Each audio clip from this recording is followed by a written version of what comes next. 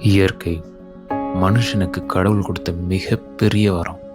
இந்த இடத்த பற்றி கேள்விப்பட்ட நாள்லேருந்து இங்கே வரணுங்கிறது என்னோட நீண்ட நாள் கனவு. இந்த 2025 இது பார்ட் ஆஃப் மை கோல்ஸ்னு கூட சொல்லலாம். இந்த இடத்துக்கு தான் இன்றைக்கி நான் உங்களை கூட்டிகிட்டு போக போகிறேன்.